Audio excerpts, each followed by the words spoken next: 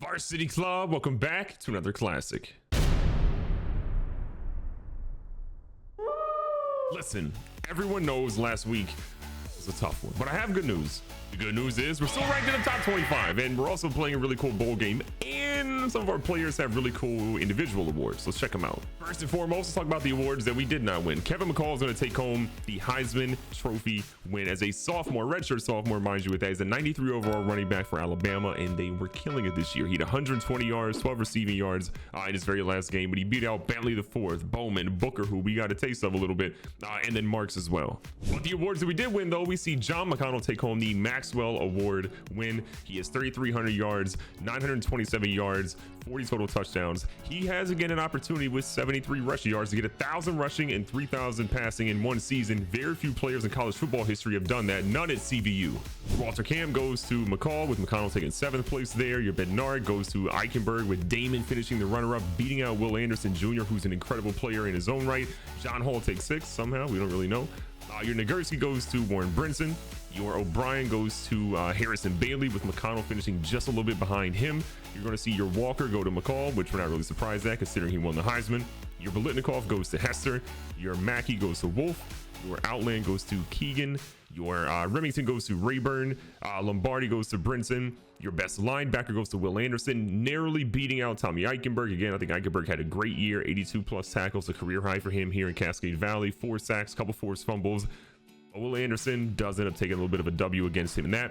Your Thorpe Award goes to Jordan Damon, a great way to cap off an incredible career for him. An 88 overall does not do this dude justice. He was a generational talent in Cascade Valley, and we wouldn't have won nearly as many games without him. Your Groza, which we'll probably never win, goes to Calvin Russo, and then your Ray Guy Award goes to Gibson from the U. Then last but not least, the best returner goes to Michael Dukes out of Clemson University.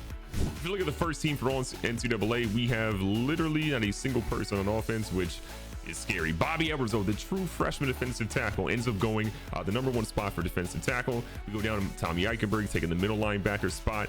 As we keep moving down, we have Bastion Kirk. Those are the only players we have on the first team.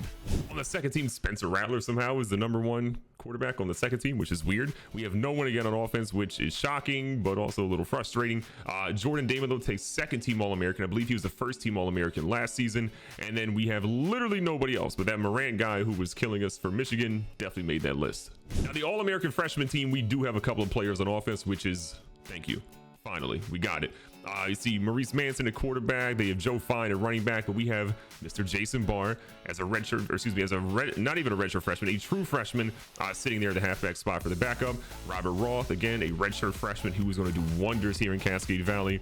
Jared Gold, despite all the drops he had in the last game, still had a great season. He ends up getting the tight end spot. And then as we move sort of down here, we see Mark Mullins, again, one of our outstanding defensive ends we have as a true freshman. Then we have Bobby Edwards again, who made the All-American list as a first team, which is incredible. And then Dwayne Cole. People sleep on him, but Dwayne Cole has made some impactful plays this season and rightfully deserves a spot. And lastly, to fly through the Big Ten, the first team has John McConnell. We see Marvin Derwin. We see Mason Franks, the incredible part of our offensive line, who, despite not wanting to block a lot this season, still had, I think, a very good year. Didn't allow a single sack. 2 pancakes, not great, but didn't allow a single sack all year. You got to respect that. As well, we're going to have Mark Mullins, Bobby Edwards make that list, Tommy Eichenberg, Jacoby Walters, and then last but not least, we're going to have Jordan Damon and Bastion Kirk both making that first team for the Big Ten. And looking at the second team, Cade McNamara, who destroyed us in that last game that we saw in the previous episode, is going to be on there, as well as Blake Corum. As we move our way down, we're going to see only 2 players make it from our team on the second team for Big Ten. John Hall, again, who has his issues, but could still be a great corner for Cascade Valley, despite how much I get frustrated with him. And then Ray Walden, who sometimes will have the most impactful games and sometimes just makes you scratch your head. But still, 2 more guys on that list will help them in development for the offseason and get their confidence up for what should be a big year next year. We're out here in the Goodyear Cotton Bowl, ready to get things going. Look, this is going to be a fun matchup, a matchup that hopefully ends up in our favor, and we have got to find a way to stop the run game. They saw what Michigan did against us, similar colors, and they start off really well. All right, let's see what we can do our best. Again, we just cannot let them walk all over us in the run game. We've got to put pressure on their quarterback, got to put pressure on everybody, and we have to freaking cover. Why are we not covering? If there's anything that I'm excited about next season, it's the fact that we're going to have a couple of guys that can absolutely cover like crazy. Man and zone coverage. You recruited a lot of guys that are going to be good in that. And Jordan Damon, you are kidding me. You've got to pick that off. It's your last game ever in Cascade Valley. For those of you that want to see season stats, don't worry. In the next episode, we'll cover season stats, career stats for a lot of these guys before we ultimately move on to the off season. You'll be able to see all that information, I promise you. I am going to say that I do feel a little slighted that we're number 17 in the nation. I feel like we probably still could have been in the 15-ish range, but you know what? They don't want to give us any props. That's not our problem. Jordan Damon has dropped another interception. Damon, I love you, but come on. Still, that was a major play. We end up forcing them to kick a field goal deep in their own territory here. We're going to drop Jason Marr back again. I think they have enough leg to get this one through, but in case they don't, we're back here ready to try to return it. And that one is going to be returned by Jason Barr. He's got an opportunity. How fast is the young fella? He's showing the speed already. He's going to cuts back inside, and hey, that's a solid return. They didn't get the field goal. We got a good return, and our field position gets that much better. First play of the game, we're coming out here with a little bit of movement. You know, I think we got too vanilla in our play calling last week, and honestly hurt us a ton, and I want to do better here. This one just pitched out. McFadden, there's nowhere to go when we lose two. So many great players we've had in this team. Derwin's last game as well. Hats off to our seniors, man. They've made it incredible. This could be the last game that John McConnell plays. Does he bolt for the NFL? Can we not fumble? I don't know what it is, but these big games have just been so rough for our team. Whether it's the Alabama game, the Michigan game you just saw, bowl games in general have been tough for our team. We cannot have this record of just being chokes artists out here. It cannot happen. I get it. We're a newer team. We're a newer squad. We're trying to do our best. We don't really have a lot of academics here, but we do have athletic facilities, and we should be able to dominate with those. Good God, we can't cover. Part of me wonders, too, if it was our defensive coordinator leaving not too long ago that really put us on a spur of not having a great defense, especially in coverage. Deacon Wright has built a program at Troy, mind you. He has become the head coach at Troy in this season, and he is one of the best coaches in the nation. They've only lost 1 or 2 games at all this year. That's tough. 2nd and inches here. West Virginia marching down the field. And Derwin's fumble, not exactly ideal. The quarterback's going to go in unscathed. Callahan, it's the easiest run he's had all season. Now, something to point out as well is that West Virginia does not have their top quarterback. Their quarterback broke his collarbone, and he's out for the rest of the season. He's got about 4 or 5 weeks left for recovery. And from what we could tell, that's also part of the reason why they have 4 losses on the year. If he had not been hurt, this is probably a team that maybe has 2 losses at all. But we're trying to give him another one here. Robert Roth running a great route. We already have almost as many passing yards as we had all game on that play from the previous week. John McConnell knows he needs a big thing this week because you cannot go into the offseason having 2 bad games, especially coming off that game he had against Michigan, which was a nightmare. West Virginia, though, is playing pretty well so far. We got Derwin in the game. Pressure was immediate, but you know what? We got John McConnell who's going to pick up the yards first and 10 easily. Keeping a little bit of pressure on him. McConnell, the only guy in the backfield. Taking all day. He got some time in the pocket. Romello Dawkins picking up a whole lot of yards, and he gets 15. I got to admit, I've been kind of hesitant to give the ball to Marvin Derwin after fumbling like that. It's his last game. He's a senior. I want him to be able to cross that 1,300-yard threshold for the first time and just have a good performance. That's all I want for him. But at the same time, I'm excited for next season, right? Even if McConnell decided to not come back next year, we're going to have Cedric Riley, who's a redshirt freshman, potentially coming in to be that quarterback. We could potentially see a transfer come in. There's a lot of different options that we could ultimately look at. We just have to figure out who that is. But what is McConnell doing these last couple of weeks? Where's his confidence? I get that it's a right-handed quarterback rolling to his left, but the guy's wide open, okay? Hit that pass. That's all I'm asking of you right here. Roth on the outside. Swain kind of playing in the slot a little bit. None other than Jordan Damon out here. Look at Jordan Damon getting down to the 5. The senior's going to get a little bit of opportunity to play receiver today, which he played earlier in his career. Not as much in this last season or two. A lot of spread offense for our squad. Connell looking to get this team in the end zone.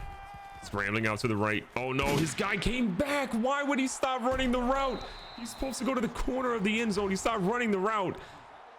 And I believe it's number 13 of the year for McConnell interception-wise. Jared Gold, Rubley, you guys have got to do better at tight end. That route is designed to go to the corner of the end zone, and we are good. We are golden as long as he runs to the corner of the end zone. He's wide open. He has the guy beat. For whatever reason, the man turned around, and, well, we were in shambles because of that. We're going to try to see what we can do here. Mario Moses can't quite get the tackle. Hall and company can, but Walton does bring down Tony Mathis Jr. after 12. These games are difficult, especially with all the talent we've been playing when we moved to the Big Ten. You just got to find a way to get things going, but I think our coverage problems are really what hurt us the most. We got to find linebackers, too, that can cover. That'll be a big project in the next couple of years. We got linebackers that are fast, they can hit hard, but whether it's man or zone, they've definitely struggled. Eichenberg trying to get to the quarterback. He does. He lights him up and he throws one way out of bounds instead. 3rd and short. You go with the screen. We're trying to sniff it out. Eichenberg is there. Eichenberg. We don't want to talk about that one. The wild thing is West Virginia they haven't been super flashy. They've just been consistently moving the ball down the field, and we have not really found a way to stop them much in the backfield. Keeping things moving here. 2nd and 8. We need to force a turnover or a big hit on somebody just to make them realize that Cascade Valley came to play. Our defense is literally in shambles. Go here to the edge. Jordan Damon gets that one. You missed 2 bunnies, but you got that one. That's my corner. Another interception to add to his already incredible lineage here in Cascade Valley. In his final game, he'll at least go down having one final pick. That truly feels like the spark this team needed. The defense came out and made a play, and here we are with McConnell pushing the ball down the field. 2nd and short. McConnell ready to go. Running back out of the backfield. Derwin. He had 4 years to learn how to catch. I think the worst thing about that play is watching West Virginia's defense celebrate like they did something. No, Derwin, maybe he heard footsteps, but that's the catch he's got to make. We're going to let McConnell run through. We wanted to slide, but we had to guarantee the 1st down. And don't forget, McConnell again is coming up pretty close. He's about 50 so yards or more to make sure that he can get that 1,000 yards on the season. Darrow Rd held on to it. I'm here for it. 2nd and short. McConnell under center. Got his guy Robert Roth, who's got the best hands on the team. Love what I'm seeing from the offense right now. We're going to put Derwin out in motion here. All the time in the world. Pockets collapsing. This is going to be close. Derwin! I told him he had 4 years to learn how to catch. And then Derwin goes up, mosses a man, drops it as McConnell's hit, and then he caught it back again. That's my running back. Call an ambulance! Oh, this is the worst possible news. McConnell's hurt. I took an injury timeout because John McConnell's down. We're going to bring in Seth Sanders to see what he can do. I've seen what I've conceded from Rocco Green. I know he's a senior, but I'd rather Seth Sanders get an opportunity to come into play because either you're going to be him or Cedric Riley or one of our new recruits that's the quarterback. And the more chances I can get to look at this kid right now in a big game, the better. West Virginia has the ball back here at the start of the 2nd quarter. We got a tie game at 7-7. Yeah, we're trying to make sure we end the season at least in the top 15 at worst. That's what I'm here for. They go with a quick little pass to the halfback. We thought he wasn't. Jesus Christ, is that the Hulk? We thought he was going to be blocking, but it was a little block and release, and he just killed us. I don't know what they're feeding these kids in West Virginia today, but good God, that kid's strong. Couple motions here, and the West Virginia quarterback appears confused. 2nd down. Only guy in the backfield is Callahan, so we're going to play for the pass. Remember, this is their backup quarterback because their starting quarterback broke his collarbone, but this kid is still honestly playing well. Again, Callahan's the only guy in the backfield. We're trying to get some pressure. Mullins with a nice spin move. He almost got him, and then look at Jason Capps come through with a big hit. I see you, 60. I see you. No sign of John McConnell, and honestly, the way he was holding that knee, I don't know if we're going to see him come back anytime soon, which is a little scary. The last time that John McConnell had a major injury, we did not play well at all, so that is why I'm worried. Sanders rolling back. Okay, that's on us. 3rd down, 8 yards to go. A lot of pressure here for the young quarterback. You know what he can do? For sure he can do that. He doesn't have the strongest arm. He's fairly accurate, pretty close, but deep accuracy is just not really his specialty right now. Halfback toss here to Derwin. Derwin looking for some blocks. Doesn't quite get the one he wanted there from McFadden, but he still gets 3. As you're kind of noticing, we're sticking to a heavier rush attack right now because I'm afraid of mistakes with our 3rd string quarterback being in the game. But I do feel better than if I had Rocco Green in. Look at McFadden trying to get some speed out here. Nice spin move, who goes immediately into a guy that hits him hard, and he picks up 16. A little bit of a sloppy play, but hey, I'll take the 1st down. Sanders makes an adjustment here to Dawkins. Dawkins has a step on him. We're going to throw that one. That one's going to be over the top to Romello Dawkins. Sanders to Dawkins. We're in the end zone. I mean, I'm going to be honest. I didn't expect that. What a play, though, by Seth Sanders. What a play by Romello Dawkins. Who? Romello Dawkins has a younger brother that reportedly might be interested in Cascade Valley. He's going to be a senior coming up this year. We'll see. Obviously, a lot of things can happen in recruiting, but our hope is that Romello Dawkins talks to his little brother Riley and says, look, I had a really good time in Cascade Valley. I feel like that's the place for you to go. That's our hope. We'll do our due diligence, though, to check out his younger brother Riley, see what he ultimately has, and if he's really Cascade Valley material, and hopefully he wants to come here. But again, that's not up to us. There's a lot of other decisions that go into that. I thought Jordan Damon had a chance for a pick there. He didn't quite get that, but still he gets a really good stop. We forced them to have 4th and 1. They punt it out here to Jason Barr, who again is just itching for a big return. Barr's going to bounce it out to the outside, looking for a block. Kind of gets that one. Barr's got an opportunity to try to turn this one up. Gets a block from the punter. This time he's got a couple guys chasing him. Barr's getting to the edge. He's down to the 16-yard line. 54 yards later, Barr's got us in scoring territory. Sanders still in the game. We're going to check on McConnell closer to halftime if we haven't heard anything back from the team. But Seth Sanders right now says, I don't care. I'm out here making this my game. Derwin and Sanders in the backfield. We'll hand off here to Derwin, who had a slow start but pushes forward, gets a 5-yard touchdown run. It's 19 on the season. He's now 1 officially away from 20 for the 2nd time in his career. Things are not looking so good right now if you're West Virginia. We figured out a little bit of their offensive scheme. We're sitting on it pretty well, and our defensive line is getting pressure on their quarterback. One thing you're seeing for sure is that Mario Moses didn't get a single nod for freshman, for All-American, for Big Ten, none of that. No one gave him any credit. I think that kid feels slighted. He's having a good game so far today. They're down and 12. Callahan has both running backs in the backfield. You've got a guy in a curl route. That one's going to be just enough, though, as Grayson Malashevich is getting 13 yards. We're kind of in a tough spot there. We were trying to figure out, are they going to the right? They're going to the left. There were 2 really open receivers, and, well, WVU picked the right guy there. They pick up another big gain as Sam Brown gets 16 yards. Then Callahan's had a couple of weeks to really get acclimated to the starting offense since, again, their starting quarterback's been hurt, and he's honestly doing a really good job. But look at Jordan Damon playing so much better after those 2 drop interceptions earlier. 2nd down, 12 yards to go.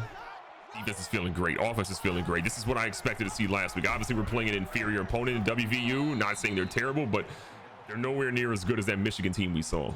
And don't worry, in the next episode as well, we'll cover sort of who wins the national title and all that, because we're not obviously playing it.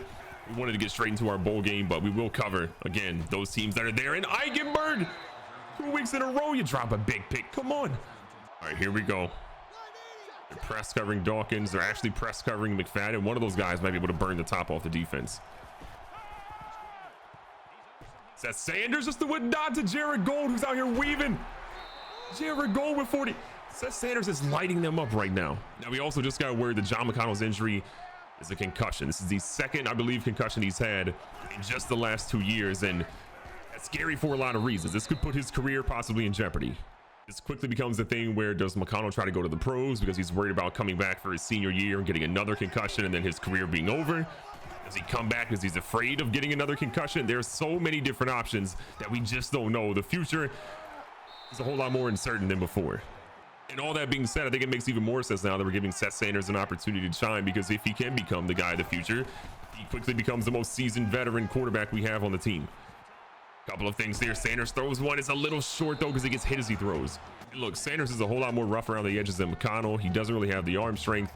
He's not going to be that guy in comparison to what McConnell ultimately does, but still, it's worth giving him a chance. Now, I'm seeing Seth Sanders out, which means he may have gotten injured again, which means we now have Rocco Green, who just throws a pass to Trey Swain, which is nearly picked off, but it was completed. Now, Seth Sanders does have a minor injury here. It's going to be a shoulder strain, but it's his non-throwing shoulder, so we're going to bring him back in. He says that he feels like he's good to go, so you know what? We'll try our best to protect him, make sure he doesn't get hit here, and not really risk anything too much.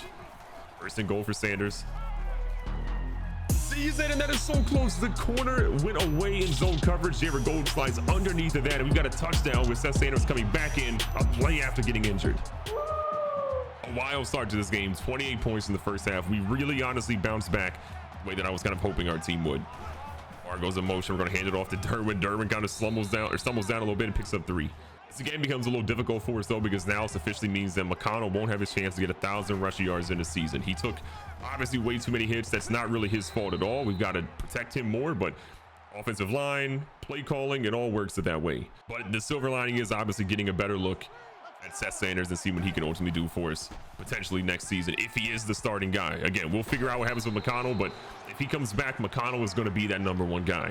But it does make the race for number 2 be a whole lot more interesting, because you now have Sanders with a couple of plays under his belt, Cedric Riley, who came in an 80 overall as a true freshman, who's going to probably challenge for that spot. We'll have a lot to figure out, but Seth Sanders is killing it right now. I can't be mad at him at all. This man comes in, runs around like Tebow, even wears Tebow's number. Tebow's a big inspiration for him, and you can honestly tell. Sanders makes another adjustment here. Drops back. All the time in the world. Throws a pretty poised pass to Robert Roth, who again picks up another 11 yards. 5 for 7, 124 yards, 2 touchdowns. What a wild game this has been. McFadden moves in motion. Sanders, a lot of time, gets hit, and that one is bobbled and then dropped. A lot of our receivers are pretty gassed, man. You're seeing a lot of people play that don't normally play, and Trey Swain, 6'6", and his hands are just suspect. Sometimes I wonder, should Trey Swain have played basketball? But then I remember he can't catch, so then probably not. 3rd and 10. Pressure Sanders is feeling. He had a guy deep. He probably could have hit, but he goes out of bounds instead with 4th and 5. You might go for it. This kick becomes a little tough for our kicker. Obviously, you've seen that he's good, but his leg strength isn't quite where we want it. So Sanders is out here trying to make a play, trying to stretch his legs. He ends up rattling that one off. He's out of bounds with no stamina, and we will take it. Let this man not have to do anything for a little bit. He is killing it. More than likely coming into the 4th quarter, you're going to see a lot of our underclassmen get an opportunity to play. Derwin, we want him, though, to try to get that yards that he needs for 1,300, which, again, would be breaking his own record here in Cascade Valley. He's about 55 yards or so away from hitting that mark. Jason Barr comes in to give Derwin a little bit of a breather, goes up the middle, and he picks up a good 5. 11 plays has been a great drive for us so far. See if we can cap it off with a touchdown. That's Sanders. He's going to hand it off to Derwin, who, again, didn't really have much room to go with. 2nd and goal, go right back to the read option, this time with Jason Barr involved. Barr looking for room, and it's the same story, just a different play. 3rd and goal from the 9-yard line. Little halfback screen coming up. They got in the backfield immediately. Derwin's going to skate through, and I don't know how they didn't get him there, but I will take it. Over 250 pass yards as a team collectively. Sanders is 133 of those, and Derwin is in the end zone again. Early on, I got to admit, West Virginia had me a little nervous, but how we bounced back, I'm not worried at all anymore. Our team is playing like I wanted them to play for so many weeks. So many weeks. The Ohio State game was rough, but really it was the Purdue game that was the make or break moment of the season for us. And then we do all of that to lose in embarrassing fashion to Michigan. And now we're coming back like we need to. Great hit there by Eichenberg to make them struggle a little bit. 3rd and 6.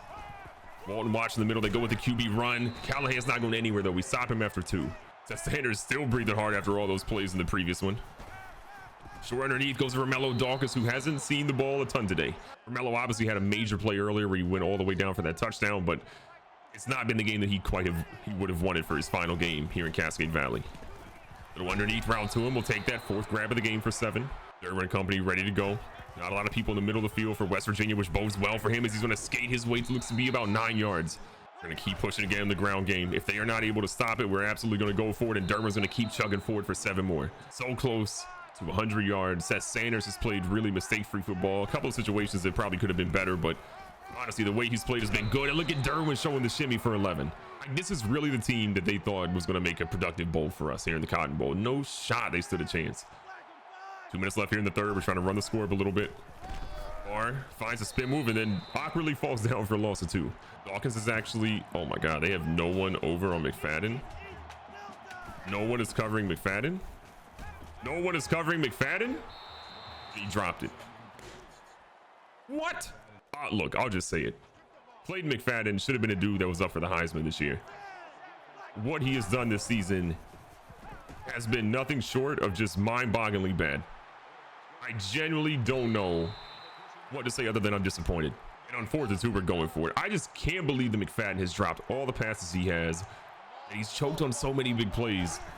McFadden should have been putting up unbelievable numbers, but here we are, disappointed. He's not even our top receiver. Robert Roth proved to be the #1 guy.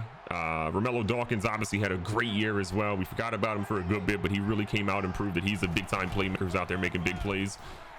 But I just cannot believe how bad McFadden has been.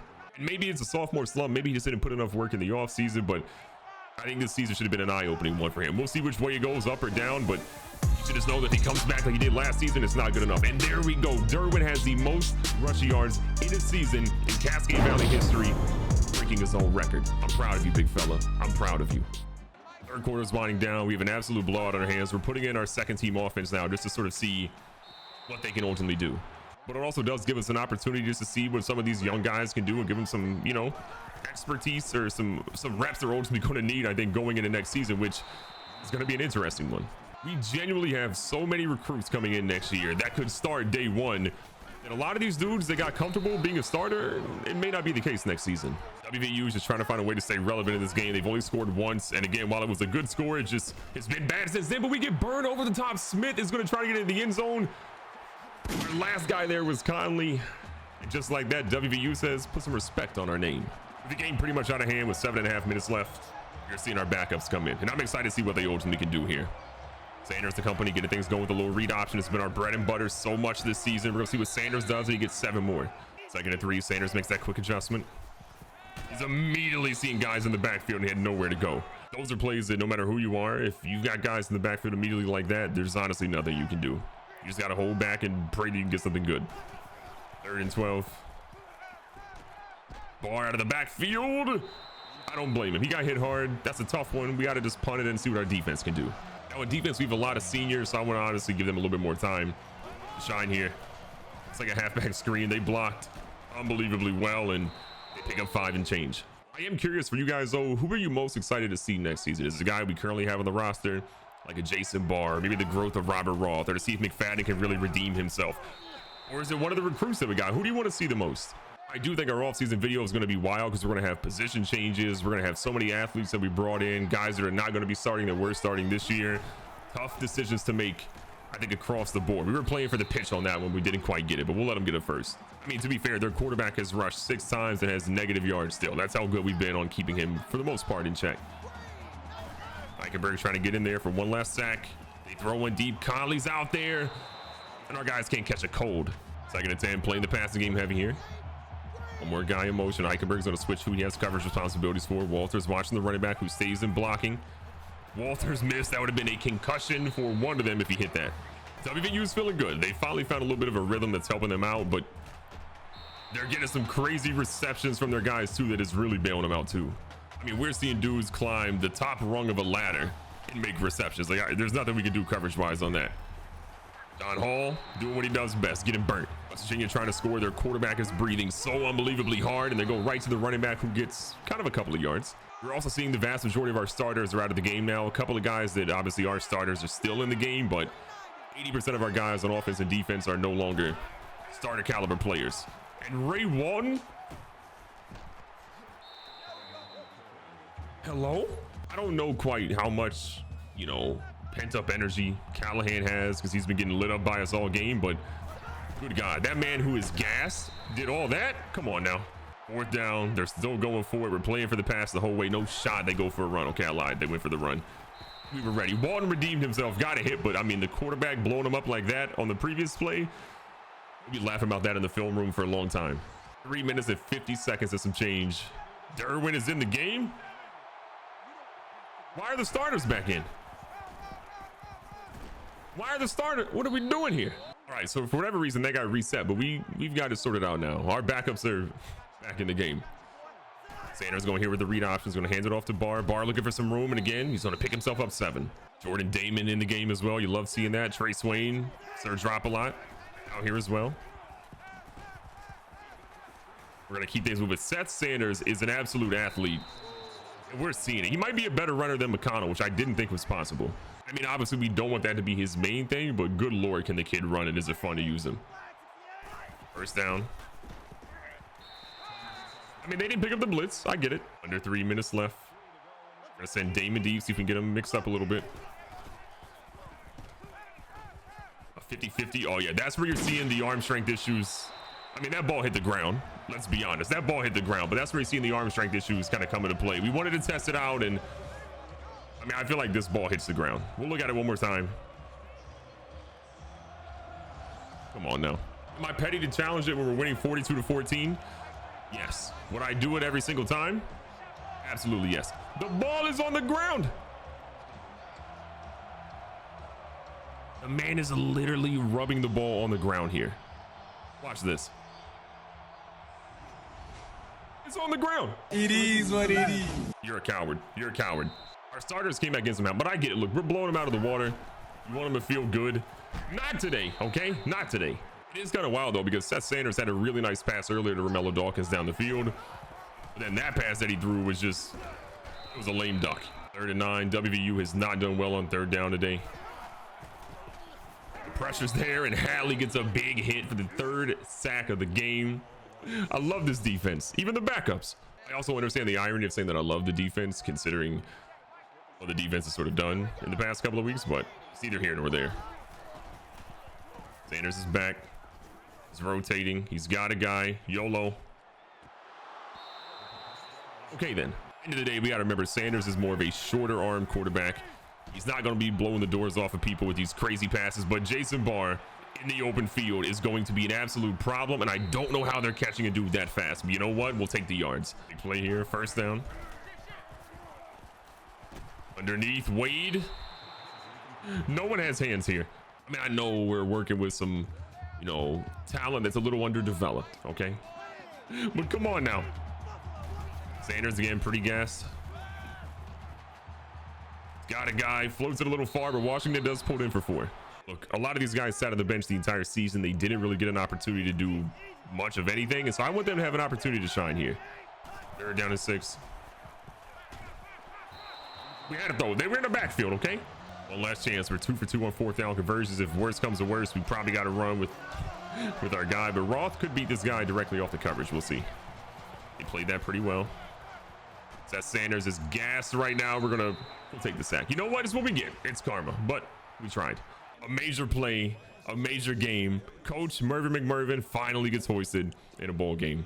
Play of the game, I think, was early on. Seth Sanders, again, not the tightest spiral in the world, but that play right there. The pass over the top to Romello Dawkins set the tone for what we wanted to do today. Beat down WVU. Look at us. What a game. What a moment for these seniors, right? These seniors have been here since the very beginning, and they get an opportunity to come out here and shine. A lot of these guys were redshirted those first couple of seasons, and this is their moment, okay? Those freshmen that worked all 4 years at Cascade Valley with minimal classes. See this happen. Seth Sanders, almost 200 yards passing, 75 on the ground, 4 total touchdowns. We saw glimpses of greatness in him earlier in the season. He got injured. He comes back 2 weeks ago, sits on the bench, and now when McConnell goes down with a concussion, which we'll see what happens with that. Seth Sanders was that guy. Capping the stats, Rocco Green did throw 1 pass, and it was not a pick, so that's a plus for him getting that opportunity his last game as a senior. Seth Sanders, though, 10 for 20, 195 yards, 3 touchdowns, 1 pick, sacked 3 times, but overall, he played well. McConnell was honestly having a pretty good game minus that interception. 103 yards, the interception not great, but I think he would have been fine and had enough to get him really what he wanted this year. On the ground, it was a great way to send Derwin out. 17 for 93, 2 total touchdowns for him. He gets the all-time rushing record extended from what he had previously. Seth Sanders, 14 for 75 with 1 touchdown. Jason Barr, a couple of carries, 8 for 33. McConnell got involved. McFadden got involved. It's just McFadden's season this year was not what we hoped it would have been. In the air, Romello Dawkins 4 for 91 with a touchdown. Robert Roth 4 for 34. Gold got a little bit as well in the end zone. Derwin got in the end zone as well for 3 total touchdowns in the afternoon. Jason Barr had a big play for 43. Swain obviously is out there dropping some. And McFadden, no catches, no yards, 1 drop. We got to reevaluate some things for sure. On the defensive side, though, Jacoby Walters, another great game for the senior in his final game for Cascade Valley. 7 tackles, 1 for a loss. Bastion Kirk comes in through in his final game with 5 for 1. Jordan Damon, 4 with 1 interception. Ray Walton stepped up. Moses Eichenberg had a solid game. I'm just happy to see how our guys really came through. Jason Capson Jr. had a sack, as well as Myron Hatley and Mario Moses. And then pick, we only had 1, but it was by the legend himself, Mr. Number 8, Jordan Damon. This season has been an unbelievable one. You know, the loss to Ohio State, we lose to Purdue, we battle back, and we get that game against Michigan, which could have been pivotal, which maybe doesn't put us in the college football playoff, but gives us at least a chance of sniffing that territory. We ultimately fell short, but in the last game of the year, we ended on a W. Last season was a heartbreaker against Alabama that honestly might have been the most depressing loss we've had in school history. This season, we get a bowl victory, the second one in school history, and I'm not mad at that at all. Like I mentioned before, the next episode we will cover all the stats. We'll cover the entire offseason. We have position changes. We have new recruits coming in. We've got to say goodbye to our seniors and look at their career stats to see how they ultimately ranked. There was so much to be thankful for and so much to look forward to for Cascade Valley. Be safe, be smart, tell somebody you love them. I'll catch you guys on the next one.